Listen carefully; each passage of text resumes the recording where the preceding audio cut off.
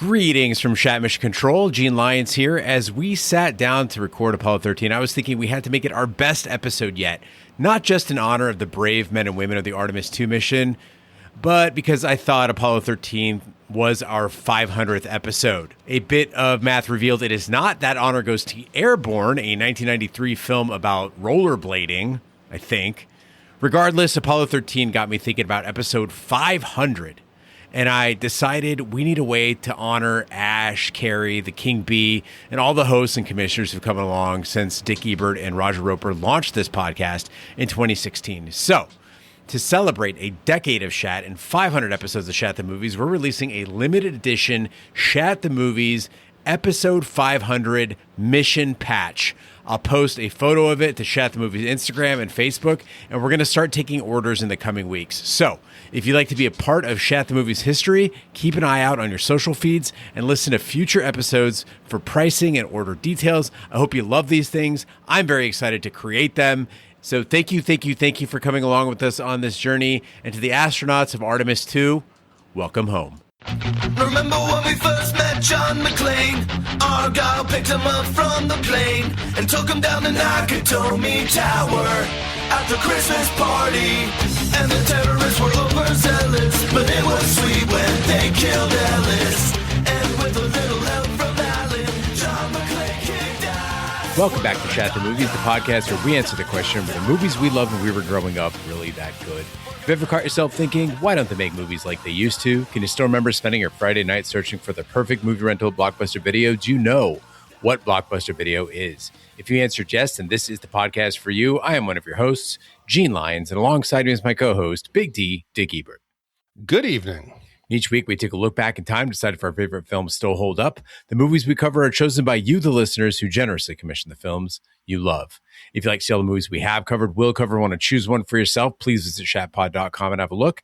At the end of each podcast, we'll provide you, the audience, with a number of wipes each movie takes to get off your respective butts. So thank you so much for listening. If you have not already, hit that subscribe button and share it with a friend.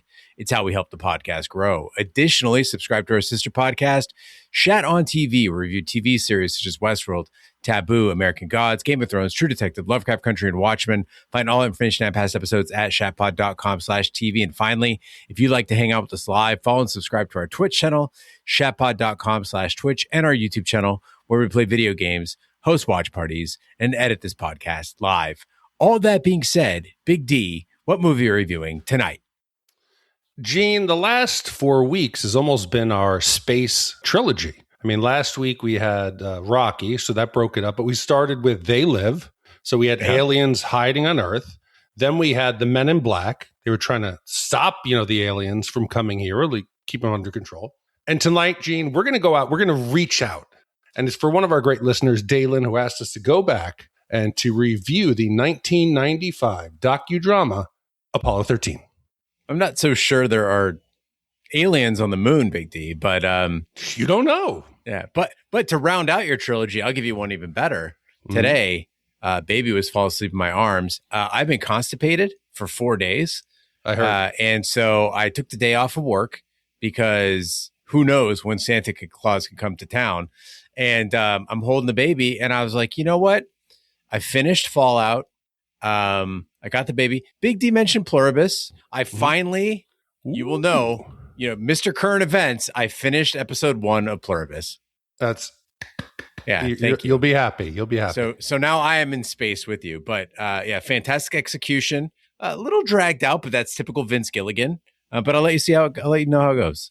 I think you're going to like it. I think it's a slow burn. The first episode's probably the most action you'll get. So now it'll fill in some of the pieces. No.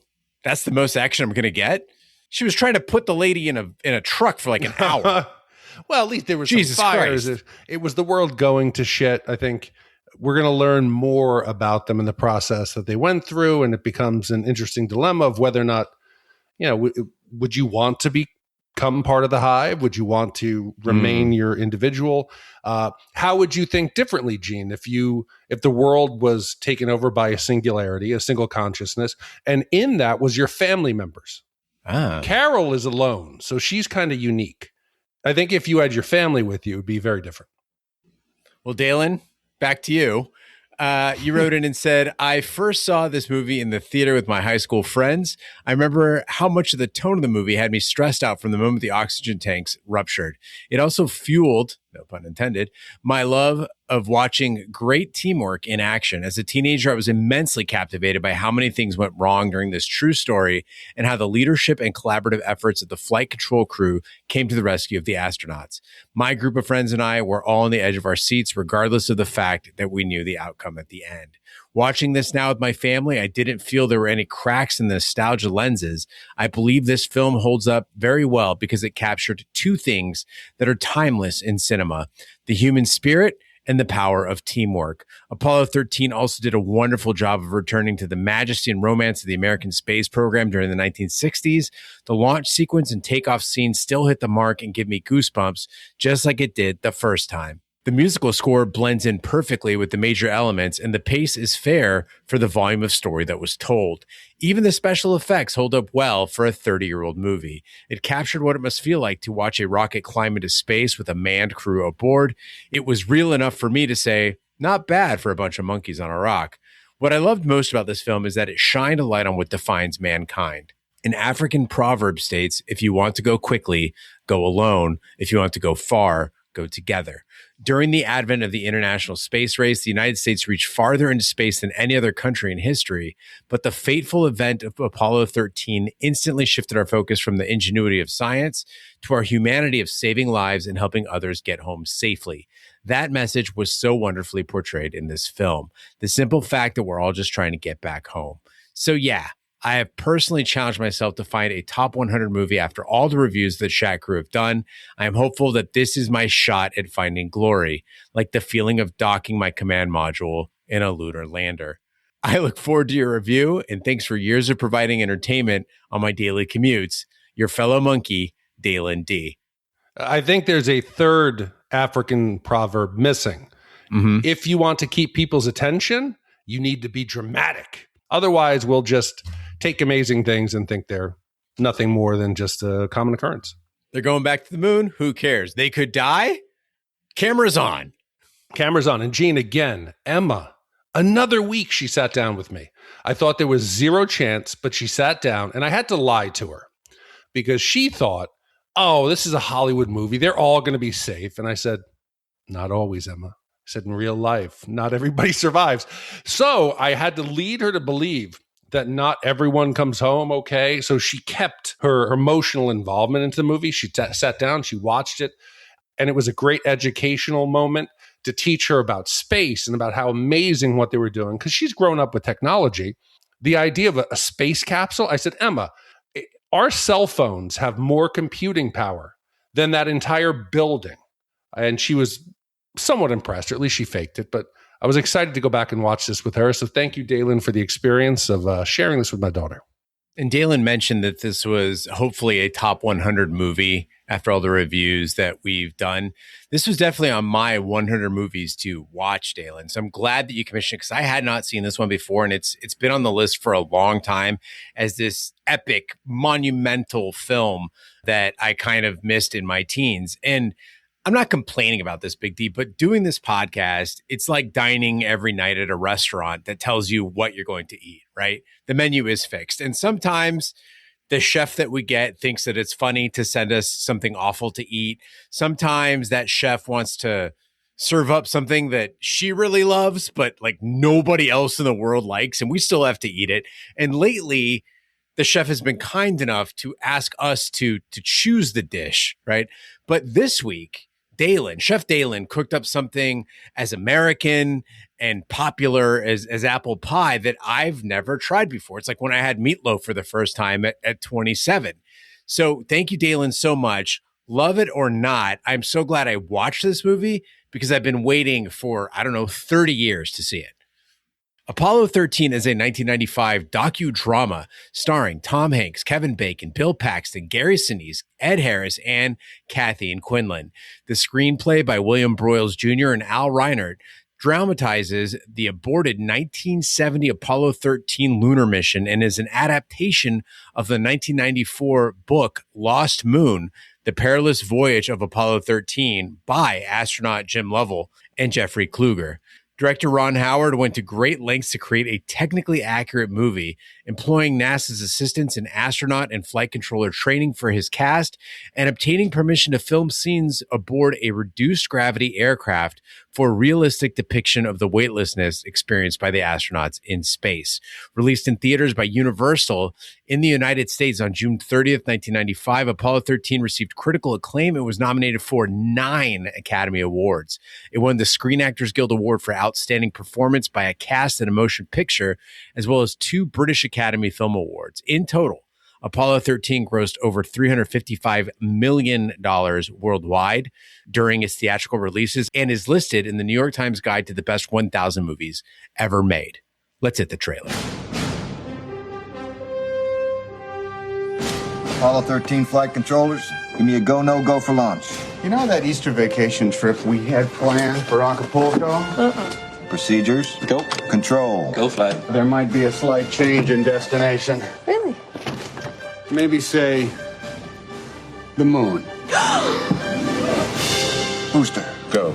Retro. We're go flight. GNC. We're go. And I take the controls and I steer it around. FAO. We're go flight. For a nice, soft landing on the moon. Better than Neil Armstrong. Does it bother you that the public regards this flight as routine? There's nothing routine about flying to the moon. I can vouch for that. Launch control, this is Houston. We are go for launch.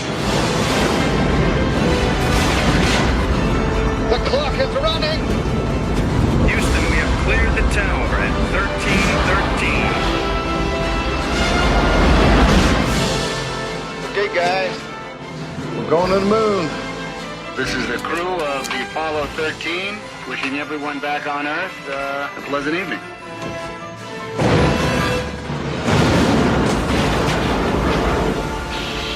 Houston, we have a problem.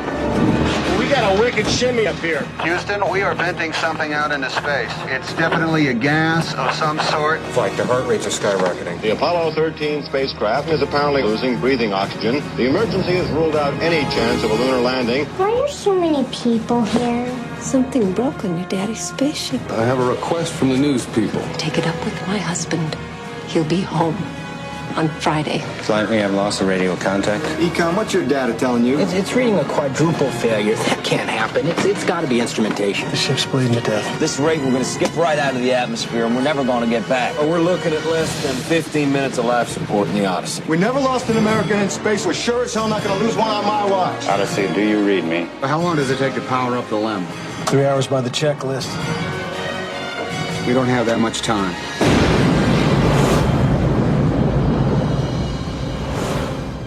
On July 20th, 1969, astronaut Jim Lovell hosts a party where guests watch Neil Armstrong's televised first steps on the moon from Apollo 11.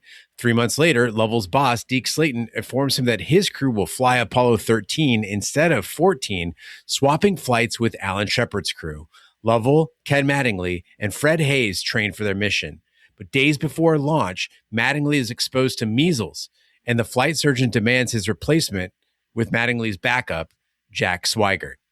So, Big D, until this episode, I was utterly unfamiliar with the docudrama genre. Call me a bad movies podcaster, but I never claimed to be an expert. I did not know this was a specific genre of film, the docudrama.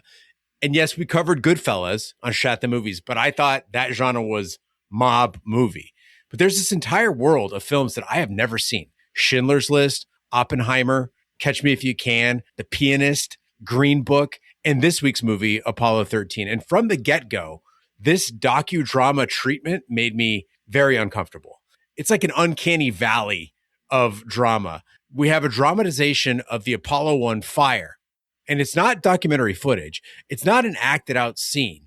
It's just visuals reenacted, set to narration and music of these astronauts dying in a fire. And I just have a problem, like emotionally, psychologically, with being this close to the facts without being the facts. And I know you are Mr. Documentary. We watch a movie and you go watch the documentary about it. New documentary comes out, you've already seen it, right? How do you feel about the docudrama genre? Again, I was unaware of the level that there actually is a distinction, right? Because I think today we take for granted that there is fact checking, that they try to. unless it says based on a true story, then I know it's bullshit. But when they're going to give us like a full, like a telling of a historic event, you almost need a disclaimer. There should be something that says this is almost like pop-up video. This is, 75% fiction, 25% not. Give us some idea, because I thought most of them, unless you could tell something like The Untouchables, right? That you're like, this is not a real telling right. of the story of Elliot Ness. And we learned that very simply. But here, I don't know that I have a problem with the docudrama feel of Apollo 13, because there is a difference. There's a difference between a telling of for a factual understanding of a historic event, like going back to like Gettysburg or the Civil War, Glory, where they're telling about the story so we can learn. Then there's an emotional, understanding of a film. Like I think of like Titanic, right? I don't care if Titanic makes up passengers, or Titanic tells a story about the heart of the ocean and an old woman going back to the site and throwing it into the water, even though she kept it from her family all those years. Don't you think that her husband and her kids would have loved to have had the money from that? Instead, it was a dude she had sex with over like a 3-day cruise. Imagine what her husband must have thought, but whatever, I digress. I'm okay with it being emotional as long as they don't pretend to be a true factual telling. Because I think this movie is further from the truth than we expect, Gene, right? Everybody knows the Houston, we have a problem, right? One of the lines that comes up that kind of caught me off guard was I could eat an ass out of a dead rhinoceros. And I'm thinking, wow, that's kind of a peculiar quote to throw into a movie. This must have had some kind of historical backing, that would have been said. No, during the filming, for some reason, Gary Busey was on the set, and he said, you know what, I bet a good old country boy would say something like this. He threw out the rhinoceros, eating the ass out of a dead rhinoceros. They threw it into the movie. So Ron Howard, Opie, was not too concerned with making this a true telling of these heroic astronauts. And that's, I think, where I have the problem with the docudrama, though, is that you go through like paint by numbers, step by step, everything that happened, and then you're throwing in other stuff for no reason. And at that point, I'd rather just watch the documentary. Like, show me all the real footage you have, the photographs that you have, and just have some old man or a woman. It's fine. Why don't they have more women narrators in documentaries? Imagine Ken Burns' as Civil War, but it's just a lady. Not reading the letters, which they do that. But I mean, like, actually be like, and then at Antietam. I kind of like that. That'd be nice. Or like a British lady. Yeah, but I think maybe it's because they're not into making them, because Ken Burns is a unique character. I mean, he seems to love to do years and years of research he's not everybody's cup of tea. But I love my documentary. I'm okay with it. You do. And I came into this movie because Ron Howard, he is saccharine sweet. He's like Opie. You pick that. This is the least person that could offend somebody. Like, Disney's having a problem with Star Wars, the Solo movie. Hey, let's get Ron Howard. He can't fuck this up. He'll give us something vanilla, a big scoop of vanilla ice cream. It's not going to offend anyone. And the movie opens with this party scene that you're talking about. And I'm now starting to think docudrama, this isn't real. And I'm expecting, though, still, because Ron Howard, the Apollo 13, it's going to be Ron Howard PG space movie. We're going to celebrate the astronauts, NASA's pride. And suddenly we meet Jack Swigert. And I believe that Dalen mentioned this conversation about the docking procedure. The camera goes into this party and we immediately see Kevin Bacon. We see Swigert. And he's got this hot blonde. And he's like, you know what? When you got to penetrate the lunar module, the importance is with your attitude and speed. And he's pretending. He's got a beer bottle. And he is almost sexually assaulting a glass. And he's like, when you penetrate it, it's about your attitude and speed. And he's pretending and he's going in. He's like, let's pretend you're the receptacle. And she's like, oh, okay. He's like, this thing right here. And he's looking at the tip of the bottle. This is called the probe. And he's like, Tracy, when you feel this thing slide inside and click, there's like no other feeling in the world. I'm like, what the hell is Ron Howard doing? He's eating rhinoceros ass and he's sexually assaulting a grass. There's kids around.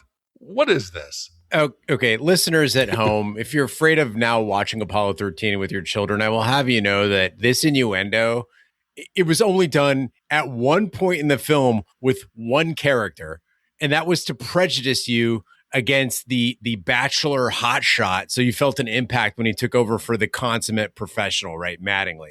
You get another scene where there's implied sex because they're in the shower. That's it.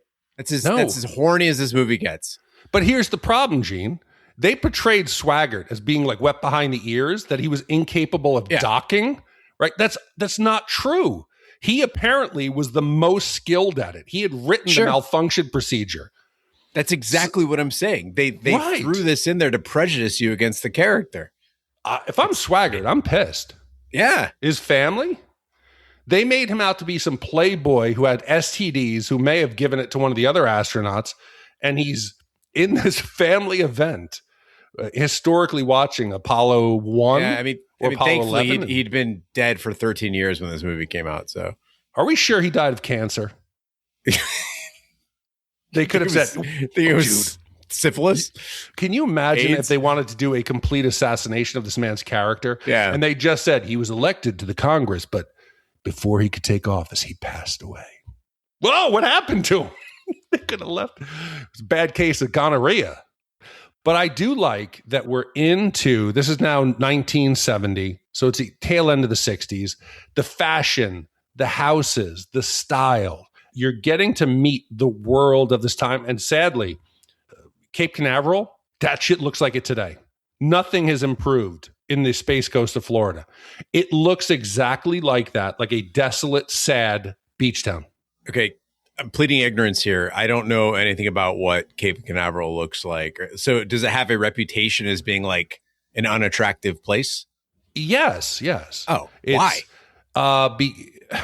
Because nobody wants to live near shuttles going on? If you go down south, right, you get to like Miami and the coast, there's money, there's high rises.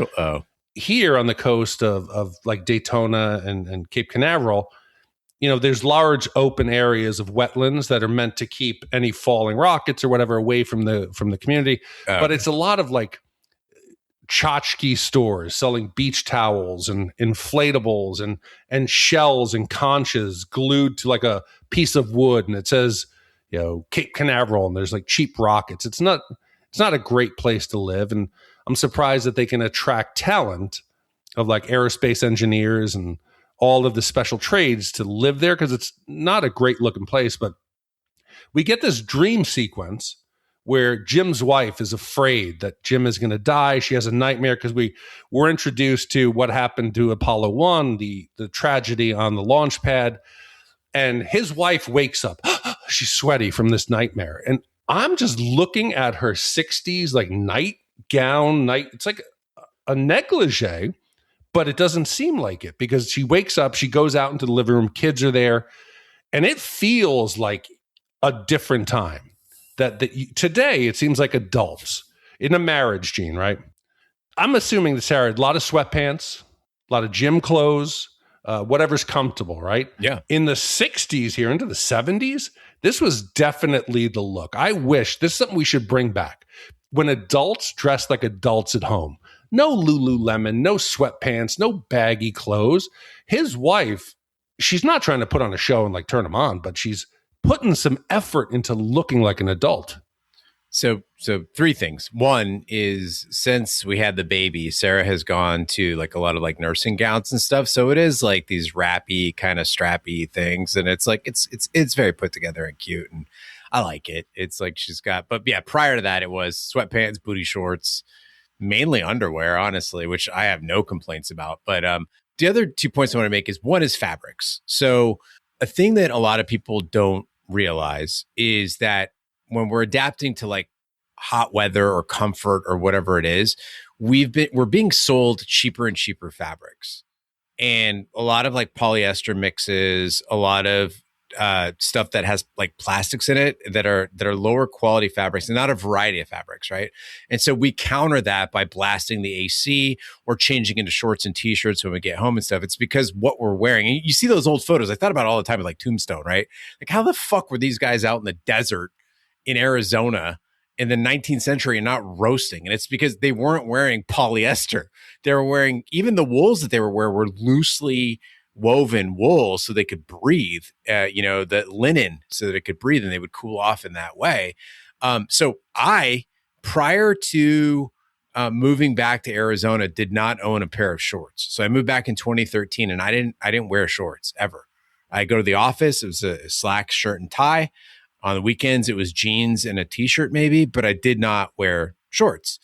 Partly because I ride motorcycles and mopeds, but partly because I thought it looked like a sixth grader or fifth grader, and I don't want to look that way.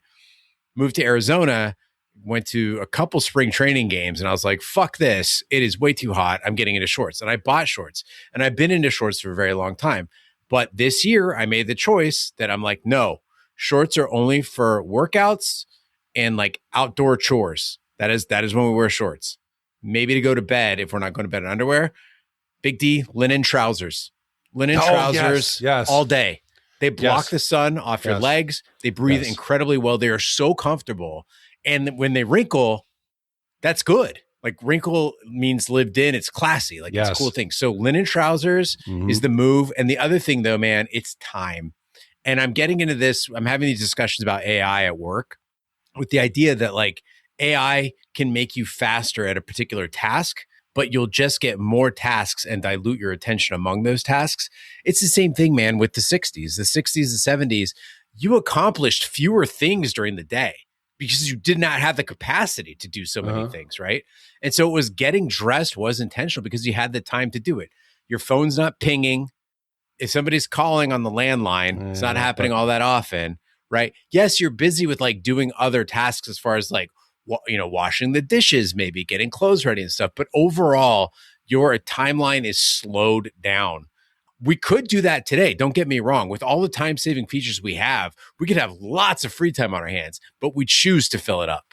No, I disagree, though. I think that Americans, listen, we can do better, people. In the 60s, they were deliberately dressed. They cared about it.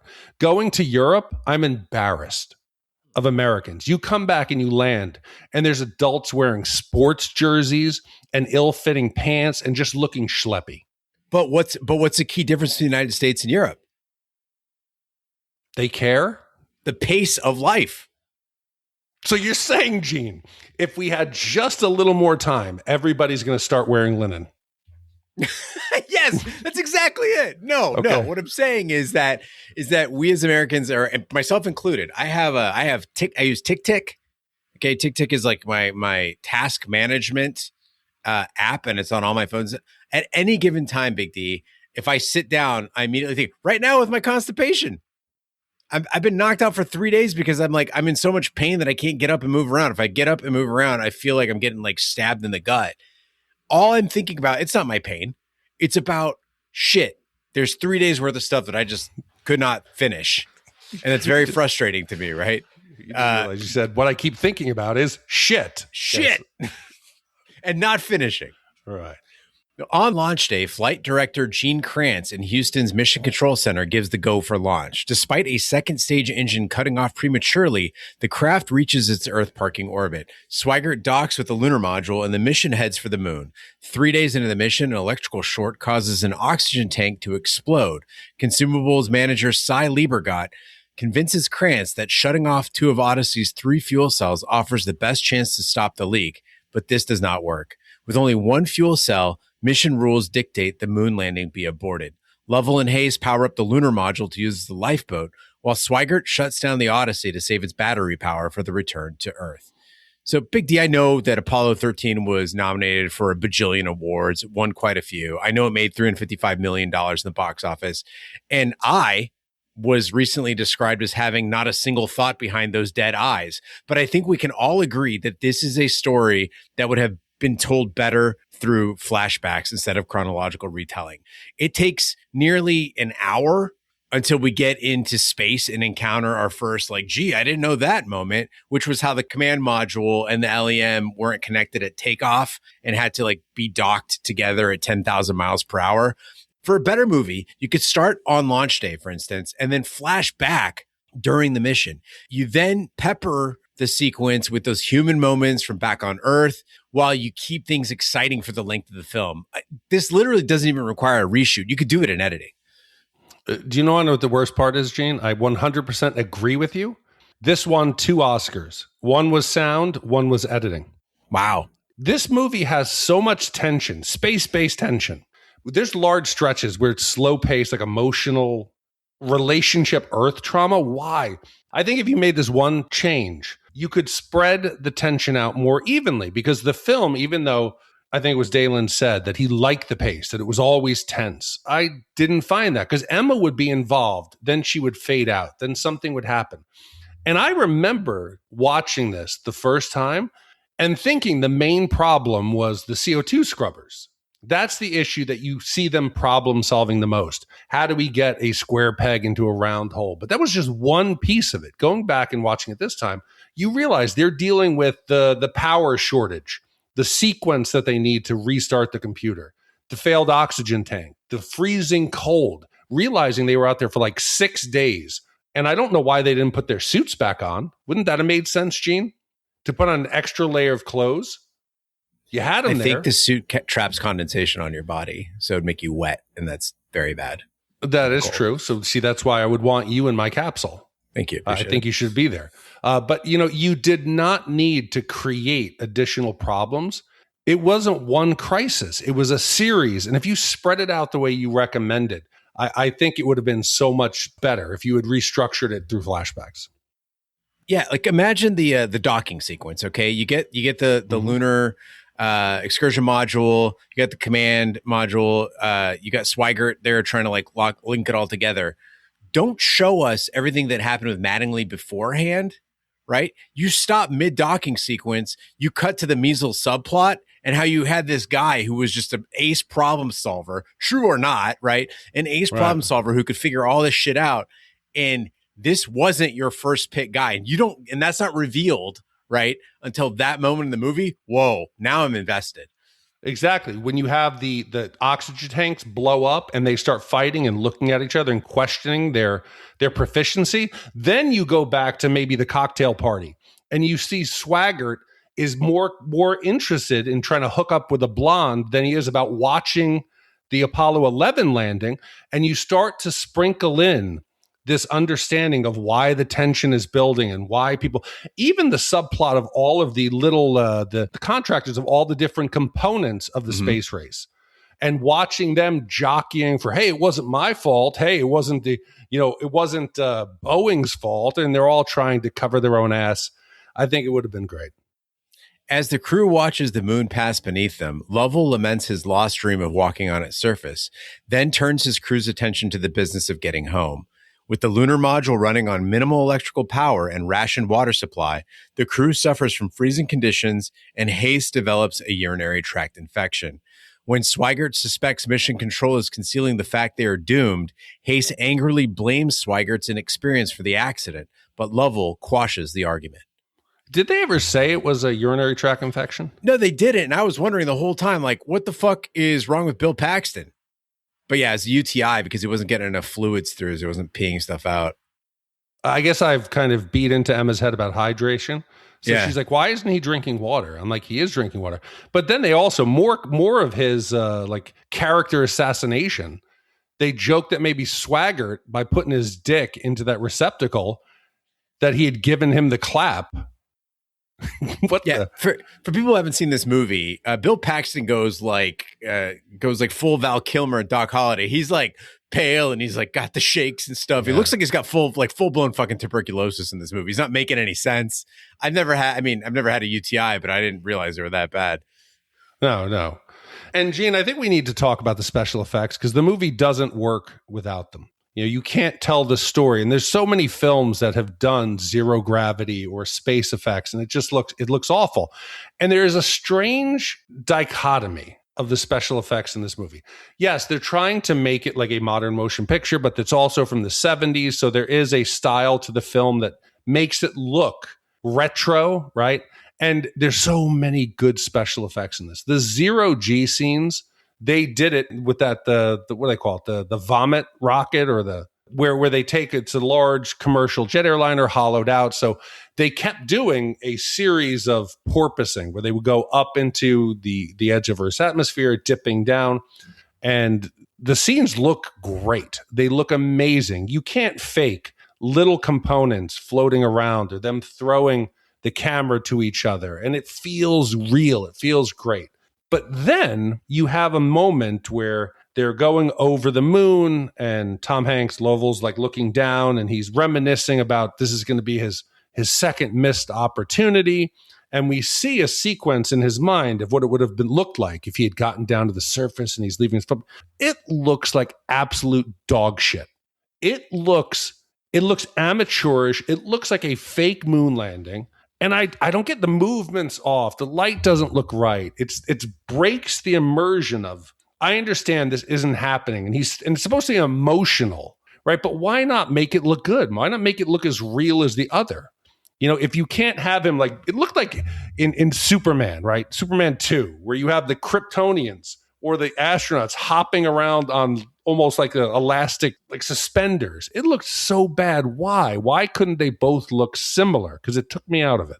Yeah, I mean, I was trying to give the movie some grace and think that, like you said, like it's a dream sequence. Maybe they're trying to make it look unreal so that we pick up on it, we perceive, kind of like with Westworld when they like shoot in a different way. So we knew that this is something doesn't feel right. This isn't quite reality, but it's not just in those dream sequences. You see it when Mattingly's out in the field, you know, and he's looking from far away by his car, like things just don't look legitimate. Or when we see overhead views of the Saturn gantry. And it's a shame, like you said, because some of the stuff, it was so painstakingly realistic, right? Like the zero gravity moments or that great shot. There's this beautiful shot, people. One of the, I mean, it gave me goosebumps, which was they do that overhead shot of the entire facility when Lovell is giving a tour, like a VIP tour of the place. You know about VIP tours, right?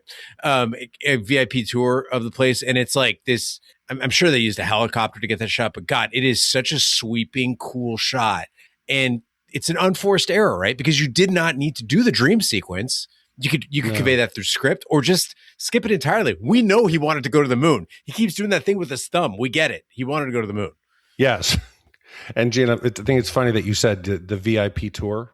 Mm-hmm. Have I ever told you the story of how I became a threat to national security? So I work for an organization that partners with Space Florida. So back in, I think it was like 2014, I had the opportunity to go with a few other leaders to go tour the facility at Cape Canaveral. We went out to SpaceX. It was right when the Dragon 9, I think, was about to launch.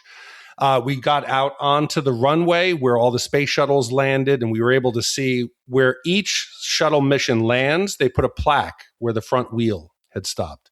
So we saw where like the last shuttle had landed. And then they took us to go see. They were putting together. We were in one of the sterile rooms. They took us into where they were putting together the Orion capsule, right?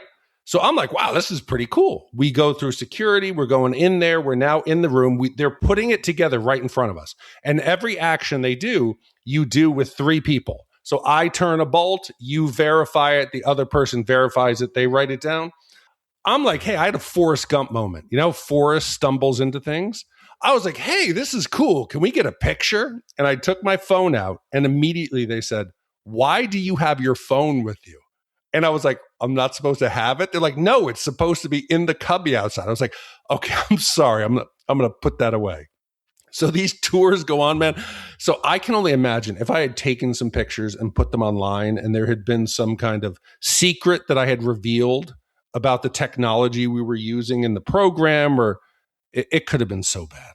When you're in a situation like that, so like in Arizona, we have Kartchner Caverns, and Kartchner Caverns were very recently, as far as caverns go, like very recently discovered. And one of the cool things about it is that it's been preserved essentially as it was found, right? So the dude who found it and the family who owned the land, they like immediately turned it over and everything is like locked down. So it's not the kind of place where it was found and then people came in and fucked it up and did graffiti and like stole rocks and stuff. It was, so in order to go in, you know, they make you kind of they have very specific rules about what can come in, what you can wear, blah, blah, whatever. And they watch you very closely to make sure that you're not like, touching anything. If you touch anything, you have to immediately let somebody know so they can flag it and then come back by and like clean that up because they don't want the bacteria from or oils from your hands or anything like to be contaminating the environment. In a scenario like that, where you go in and maybe, oh shit, I forgot there's a bucket of paint in my pants, or I have a phone in my pocket, where in a secret area, sensitive area, is it better to tell somebody, or just keep it to yourself, but obviously don't use the thing? Yeah, I'd like to say that I help them maybe adjust their security protocols. That maybe they would put up a bigger sign, or they would say, hey, if this knucklehead had gotten in here with a phone and was going to take pictures, maybe we need to do a better job of screening people.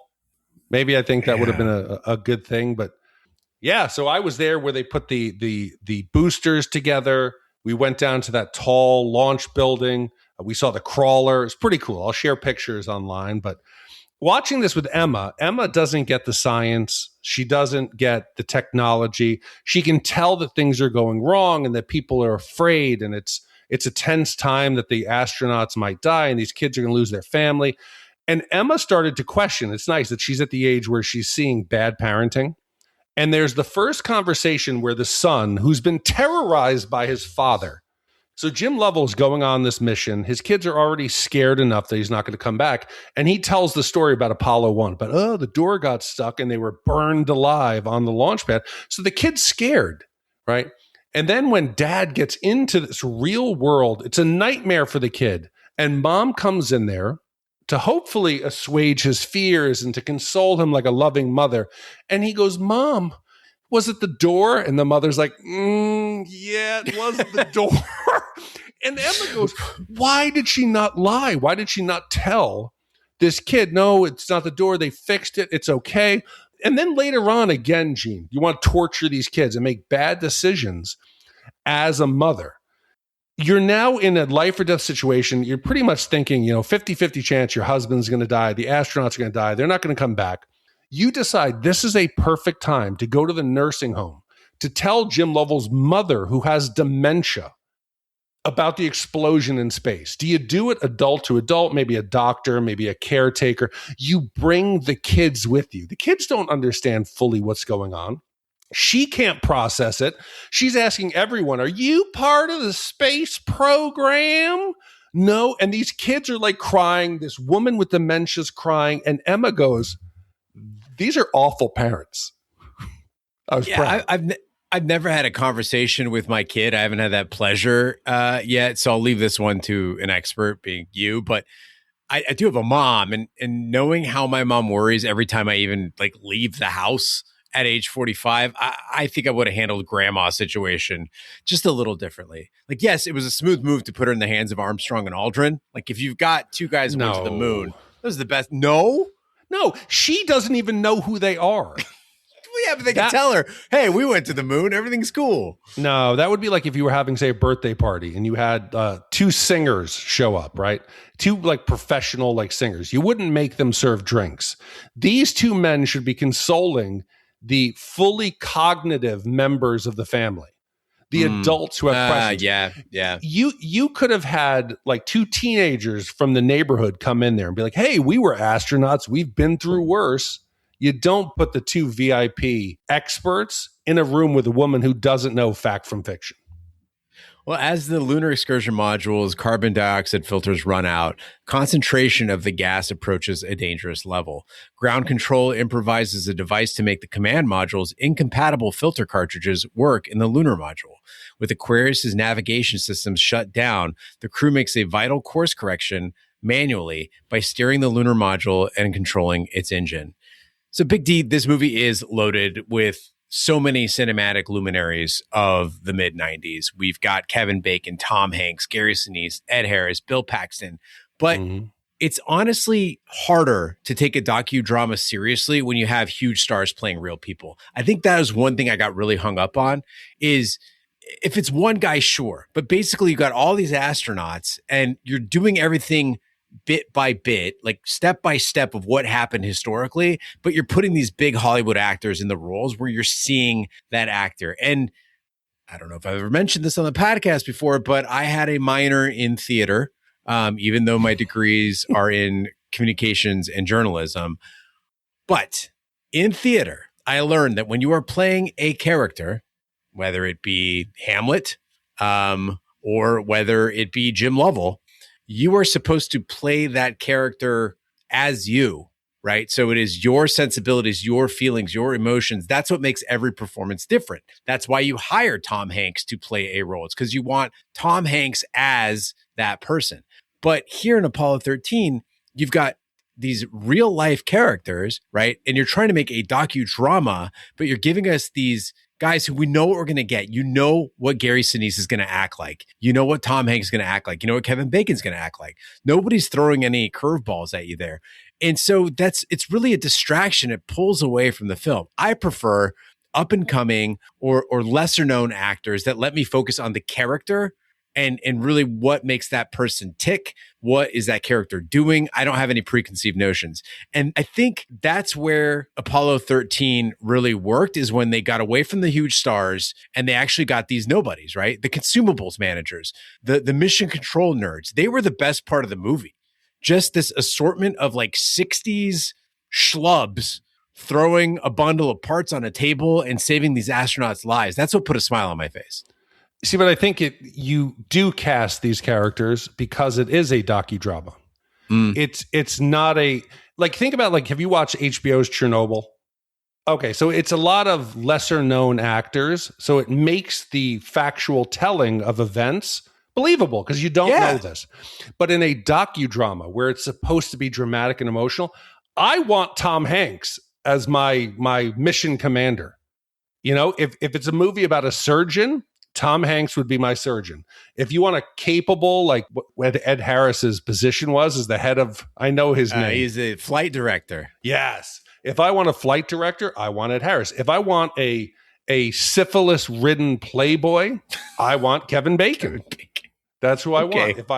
If I want somebody who's going to whine like, we're dead, man, we're going to eat a dead rhinoceros's ass, I want Bill Paxton. These are perfect for that.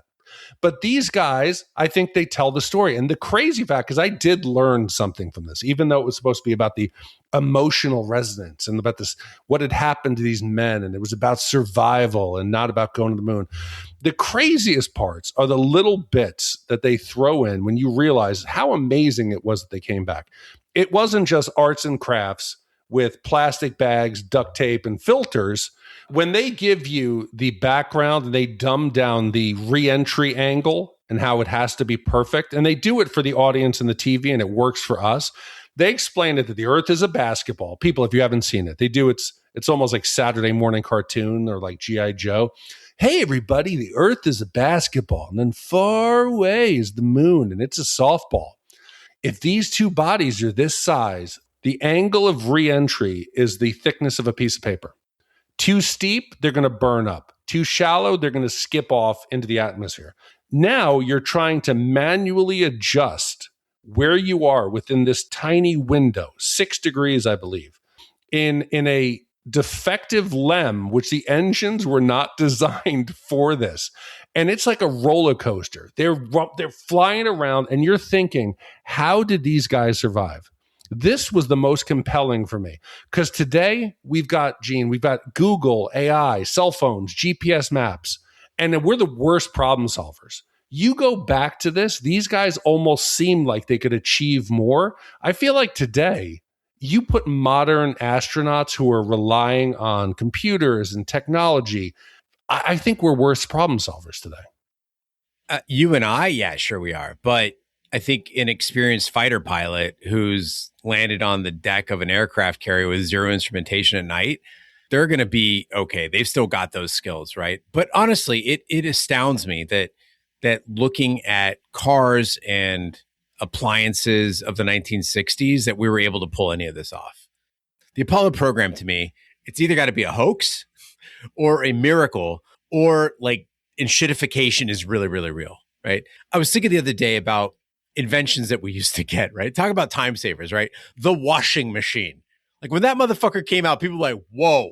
Like I don't have to take the clothes and rub them on a fucking board with soap and then dunk them in water and then hang them up to dry, or the refrigerator. It will keep your foods from spoiling. It's a box that keeps things cold. Like that's amazing. And then I look at now and they're like, hey, metaverse, which I think recently they pulled the plug on, right? They did. Hyperloop, a smart sous vide wand. I don't need my sous vide wand to connect to the internet. It's just, what the fuck are these inventions now? Maybe it's because we stopped really caring about the space race. Because a lot of these inventions, the microwave and all, that came from NASA and a well-funded space program. So today you got Elon Musk with his stupid Hyperloop and flamethrower. Yeah.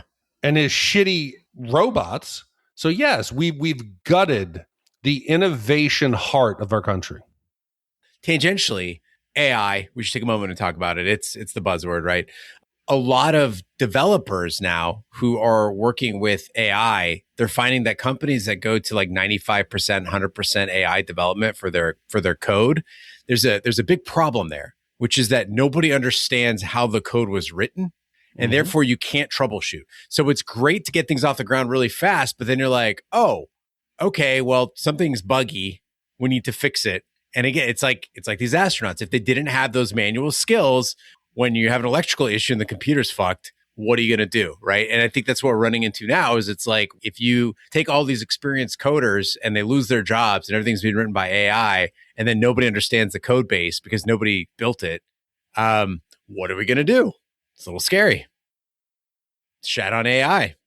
Back on Earth, Mattingly struggles to find a way to power up the command module systems without drawing too much power, and finally reads the procedure to Swigert, who restarts Odyssey by drawing extra power from the lunar module. As they release the lunar module and re-enter the Earth's atmosphere, no one is sure that Odyssey's heat shield is intact until the world watches Odyssey splash down and celebrates the astronauts' return. As helicopters bring the crew aboard the USS Iwo Jima for a hero's welcome, Lovell's voiceover describes the cause of the explosion and the subsequent careers of Haise, Swigert, Mattingly, Krantz, and himself. So, Gene, as we get towards the end here, I want to kind of continue what we were just talking about. Watching this, where everything is grounded in science, there's calculations, there's proficiencies, there's a talent there that I think when it's life or death, it's based on logic, training. Nothing here is left to chance. Yes, there is some that they don't know whether or not there's the shoots are going to fire. But right, everything else they're taking on professionally and competently. And yet a lot of people still, how do you, when you watch this and you think of what we were able to do, science, in the conversation between faith and science, we did Contact a while ago, right?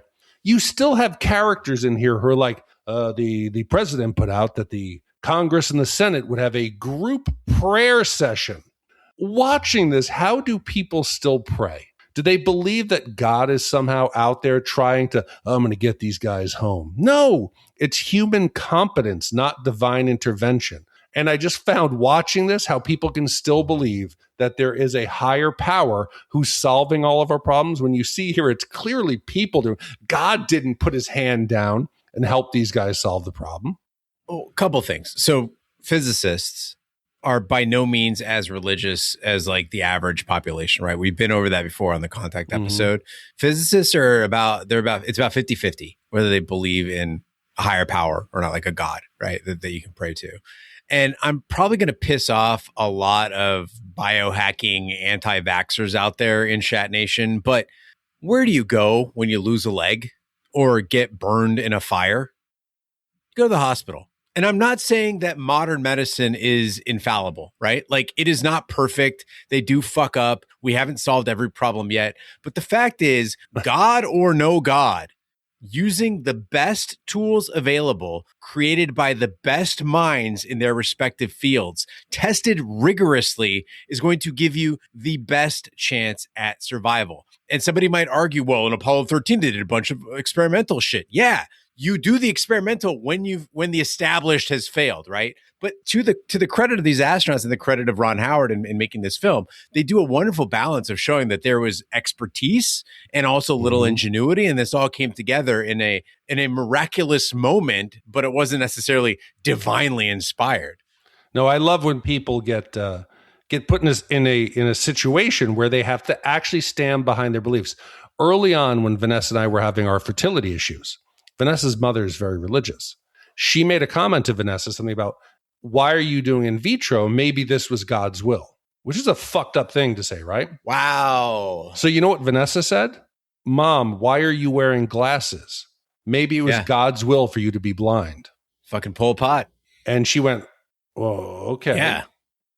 Yeah, maybe God, and I'm not a religious person, but maybe God made in vitro possible so that you could have Emma. Right. God damn it. After the glass comment, I don't think she questioned it again. Shut the fuck. But each time I saw her walking around with her glasses, I kept thinking about, take those glasses off. Smack them off her face. Yeah, God didn't want you to go outside.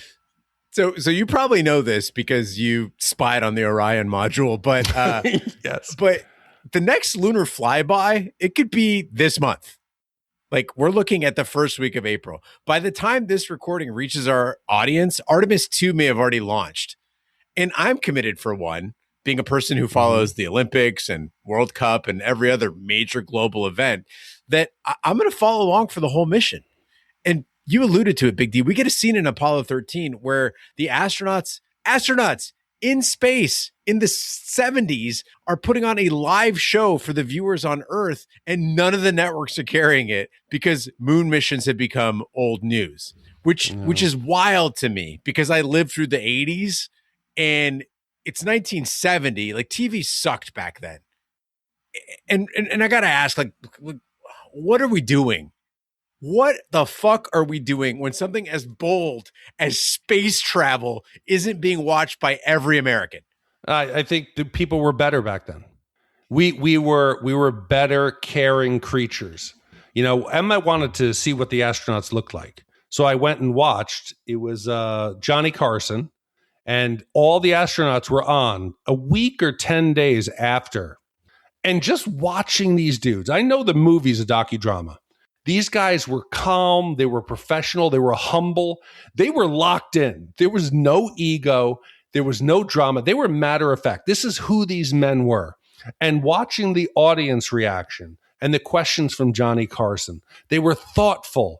Today, everything is it's social media clips. It's hot takes. It's boxes of briefs. I don't want to be this as the old man, because whatever, my generation sucks too now, but I don't feel like humanity is capable of caring, learning, understanding on this. And it's almost as if, like you said, the technology is sped up, that we're inventing maybe less life-changing. Yes, we have AI. Yes, we have. And again, what are we doing, Gene, with AI? We're creating fake videos of Anakin Skywalker talking to Padme with giant breasts. Wait, who's got the breasts? No, Padme, but Padme's like okay. I haven't seen it. I didn't know if it was Anakin yes. with titties. Yes, because that's kind of funny. Up top, it said, like, what are we using all of our AI chips for? And it's Anakin talking. And I don't feel like we're as good as we were back then. Yeah, it's the classic entertaining ourselves to death. Like, competence has given way to performance. And if you look at, I mean, this is the sad part, right? And I am not just saying this, I will both sides this right now. This is not just a Republican thing. It is a Democratic thing as well. Lawmakers, cabinet picks, influencers, right? The person who looks the part and charms people, the person who works on TV and on social media, that is a way more popular pick than the person who gives a measured, mature, sometimes complicated answer. You look at all these lawmakers who've worked their entire lives on negotiation and compromise and like trying to follow the rules, and they are nobodies, no matter what their committee position is, no matter how much seniority they have, compared to the people who get loud and know how to use social media. I'm talking about the Marjorie Taylor Greens. I'm talking about the AOCs, right? AOC is a fairly junior lawmaker, but she's got an outsized, more people know who the fuck she is than, let's say, God, I'm trying to think of somebody who's, I don't want to say Hakeem Jeffries because people know him pretty well, but maybe they don't. I don't know if a lot of people know who the fuck Hakeem Jeffries is, right? And in that way, I think that I've grown rather conservative, just like you, right? I still wish we had at the FBI, at Homeland Security, just boring people who are professionals, and this will blow your mind, can go from one administration to the other because they're that fucking boring. Dude, and just to prove, let's go back and I can prove how we have devolved. Just go back to 86. Go back to the Challenger explosion, right? That was caused because it was a television program where they were launching a teacher into space. And even though the engineers warned them that the cold temperatures would make the O-ring shrink, we were so dumb that we pushed, hey, it's a TV event with a teacher. Let's force the launch. And it fucking blew up. Then when we lost our second shuttle, it was because the engineer said, listen, the foam hit the underbelly. It may have damaged the tiles. It's okay. Because all of the different companies that had manufactured components came in and got the engineers to step down. It's proof that I think today, if these problems happened, there would be so much interference in problem solving that you said right there. Those layers of competence would be so far off that we can't, I don't think we could accomplish this today. Well, I really hope we don't find out. Godspeed, Artemis 2. We're with you. Well, Big D, now is the time of the podcast where we give our Shat score for Apollo 13. Shat score is our way of telling you how many wipes the movie takes to get off your respective butt. 0 wipes is a perfect movie. It's turning your biggest disaster into your finest hour. And 5 wipes is an absolute disaster of a film. It is eating the ass out of a dead rhinoceros. Big D, please do the honors. I think I'm going to go with I enjoyed it. But I think I'm going to go at 1.75 wipes. I liked it a lot. There's good stuff. The cast is great. It's familiar faces who embody competence and making you feel secure. But after you got that little editing shuffle in my head about what the movie could have done, and if you started at the launch, started using flashbacks, I couldn't shake it. I felt like that would be a much better movie. And it's not our position here to rewrite the story and to say what could have been. But I got to be honest, this one dragged in spots. I could see it in Emma, and I think the effects are good, but they're not as good as they could have been. There's a lot of wasted time. I think it could have been a tighter story. It's not as flawless as I remember, but it's still an entertaining retelling of a historical event. And thankfully now I'm more knowledgeable about a docudrama. So for that, I think 1.75 wipes. All right, Big D, I'm just a little bit above you. I probably just don't like docudramas. We'll have to figure that out as we do more of them. It lacked the stoic authenticity of a documentary, but it also didn't give me the entertainment factor of a movie, as you said, Big D, based on true events, right? Where they could just go lean fully into the drama part of it. Instead, we just kind of watched facts acted out by some Hollywood stars. One big shout out goes to Ed Harris. He definitely kicked ass. The little vest that he had from his wife, when he said failure is not an option, you felt that. And the supporting cast at Mission Control was a lot of fun. But for all the acclaim and all the money this movie made and all the work that Ron Howard did in making it as authentic looking as possible, I think it's just an okay movie. I'd even argue somewhat forgettable. I'm going to go 2.5 wipes. Wow. And with 2.5 wipes from me and 1 3/4 wipes from you, Big D, that gives us a average wipe score of 2.125 wipes. So, Gene, with a score of 2.125 wipes, that now ties this in the 212 spot.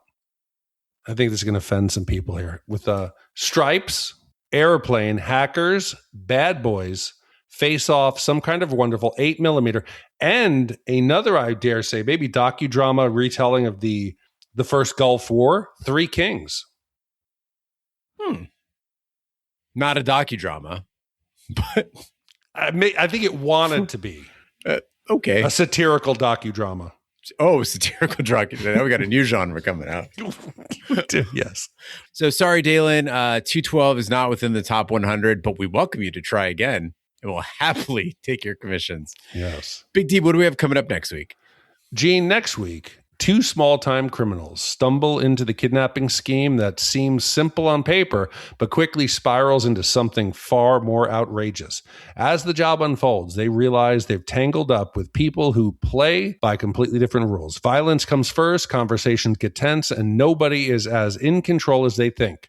It's a slow-burning descent into chaos where trust is non-existent and every decision makes things worse. Next week, we're watching a story about bad plans, worse people, and how quick things can go sideways. Came out in 2000, had a budget of $8.5 million, and made 19.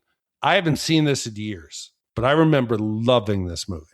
Yeah, it's the same here. It's been over 10 years since I've seen this movie, and I'm really hoping this just for King B and I, this used to be a regular in our 20s, like late night viewing that we would do at his place. And I feel like I've got it pretty well memorized. I hope that my memories hold up. I'm excited about this one. Do you feel that a lot of people have seen this? I feel like that this movie was one of those that even though it made twice its budget, that just doesn't have any cultural awareness. There's nobody seems to remember it. And it's odd because Benicio del Toro, Ryan Phillippe, like you've got that James Caan, like you've got that star power in the movie. I know that critics at the time felt that it was overstuffed and overcomplicated, which I also didn't understand. I remember one critic wrote that it has so much going on that they should take parts of its plot out just to feed other movies that are starving for things to do. And like I didn't feel that way at all. I thought that it was pretty straightforward. And that ending, I mean, I don't want to spoil things, but the ending shootout is so damn good. Gritty even. Ooh, I'm excited. Well, thank you, Chris, for the upcoming commission. Thank you, Dalen, for commissioning Apollo 13. Thank you to all the commissioners who make this podcast possible. That concludes this week's episode of Shat the Movies. Be sure to follow us on social media and share with a friend. We're on Facebook, Twitter, Snapchat, and Instagram at Shat the Movies. You can email us, host@shatpod.com. Support the podcast by buying your own merch or commissioning your own movie. Find all information by visiting our website, shatpod.com. Also, check out our sister podcast, Shat on TV. We review TV series such as Lovecraft Country, Westworld, True Detective, Taboo, American Gods, Game of Thrones, and Watchmen. Find all information by visiting our website, shatpod.com/TV, wherever fine podcasts be found, including Apple Podcasts, Google Play, Stitcher, and YouTube. Be sure to subscribe, and if you stop by Apple Podcasts, please leave a 5-star review. It helps the podcast grow. On behalf of my co-host, Big D, I'm Gene Lyons. Join us next time for the following movie. What would you say qualifies you as a donor? I would say I am a fairly good-looking man, physically fit, stable. I've never killed a man. I beg your pardon? It's just one of those days. It's all about the he said, she said. For the record, I'll call myself Mr. Parker. My associate will be Mr. Longbow. At some point, it became clear to us that our path had been chosen, and we had nothing to offer the world. So we stepped off the path and went looking for the fortune that we knew was looking for us. It's just one of those days. And here was the thing. The longest distance between 2 points is a kidnapper and his money. But we were through jerking around.